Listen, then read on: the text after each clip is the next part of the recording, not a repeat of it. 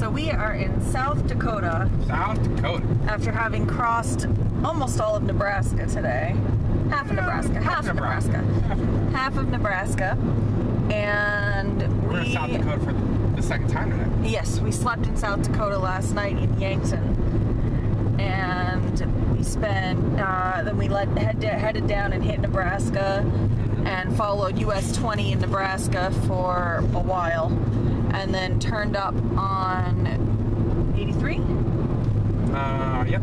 And picked up South Dakota, and now we are on South Dakota 44. On South Dakota 44, headed towards the Badlands, which will take us right over to Mount Rushmore and Crazy Horse Memorial and Carhenge, which is where we're going to end tonight, that general area, before we head into Wyoming. Before we head into Wyoming tomorrow, right?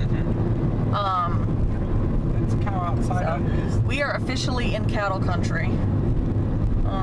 There are no more farms in this area, just a whole lot of ranches.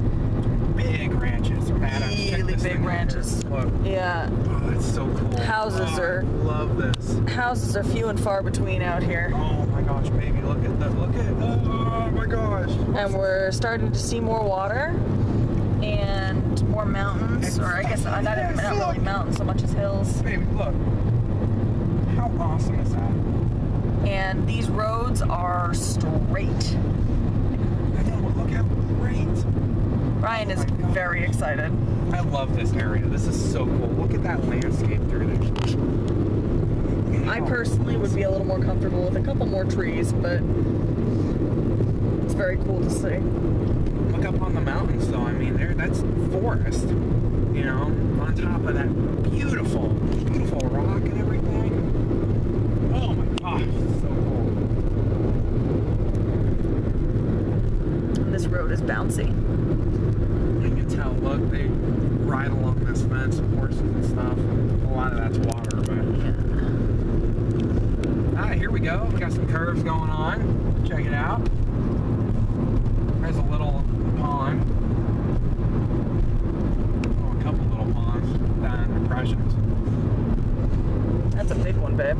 That is. It's reasonably large. You know. Oh, horses and cows down there grazing together. Yeah, some longhorn cattle. Do you see that? Yeah, we ran around. We've ran across a couple of longhorn cattle. And then there's the beef cows up here, and there's also more longhorns you can see up on the crest. Yeah. This is all beef cattle. None of this is dairy. So, this is, I think, what Brian and I would eventually love to be doing someday. It'd be so incredible. Running cattle and having a ranch out here. Yeah. It'd be awesome. Look at this. See, and you got the little gullies and stuff down in here. You know? You have to bear in mind that we're at the end of the dry season. They're just now starting to get more water, more rain and stuff. So a lot of these areas with the trees and everything have creeks running through them during the wetter seasons of the year. But during the summertime, they dry out. It's been different for me. I'm definitely more comfortable out here than I was. Iowa was rough for me. I do not like Iowa, I've decided. It was cool to drive through, but I could never, ever live there. It's too flat. Very, very flat. It was almost very disconcerting. Like, I felt like almost lonely and whatever the opposite of claustrophobic is. The extreme opposite of claustrophobic is. Well, the difference between here and Iowa, I mean, it's still very open through here. Like, there's no built-up areas around here. You know, I mean, we're running across, you know, single homes, stuff like that. But the difference is, there are features here. You know, you can see hills and out there, you know, rocks, and I would even class that as a small, well, maybe not a small mountain, cliff face. Large hill. Cliff face. Cliff faces and gullies and streams and lakes and stuff. Iowa has none of that. Iowa's just flat. Iowa is honestly. Iowa has a whole lot of wind farms and not much else. Yeah, these are pretty cool. I'm not gonna lie. I'm hoping Wyoming gets us even to more hills, and I'm sure it will. The further west we go, I mean, the further we're at the right latitude, right? The further west we go, the more hills and the more mountains we're going to see. Look at that. I mean, that's carved by water. Yeah. You know, it's incredible. It really is a very cool landscape. You know, but I mean, imagine owning, 500 acres here and, do whatever you want. A dozen horses and cattle and stuff. Yeah, Now, what are longhorns typically used for, huh? beef? Beef, really? Yeah.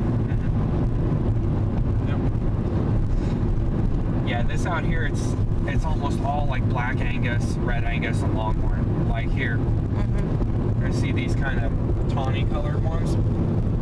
Those are red Angus.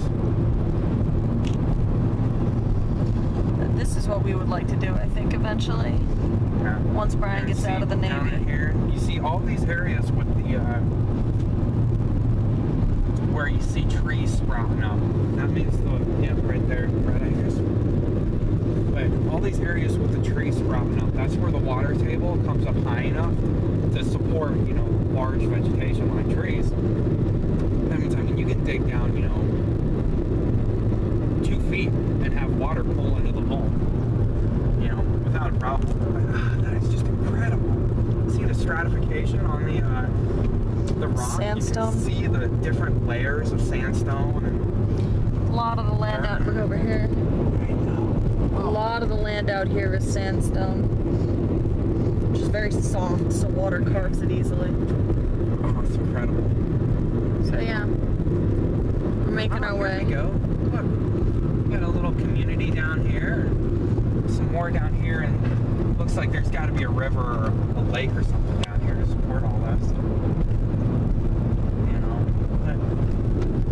It would just be incredible, to have your own space that you could legit say, on this side of this fence, it is mine. That is my land, and no one else can tell me what to do on it. And if you want to come onto my land, you have to get my permission. Brian has authority issues. I don't have authority issues. I want to own something that's mine. Brian doesn't like being told what to do. Yeah, at least not with my property. Like at work, okay, you tell me what to do. That's fine. I don't have an issue with that. But on my property, it's mine. I hate the concept of property taxes. I don't feel like, I should have to pay someone for that, privilege of owning my own car. You realize that out here we're going to be paying property taxes for owning land if we come out this way, right? I understand, and I'll grit my teeth and hate it. Is that horse hanging out on our side of the road? It is. Oh, it's on a lead. No, it's also skinny.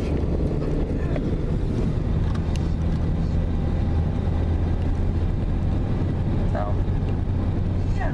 There's cows. Look, this guy. There's definitely one on Hop the fence. our side of the road.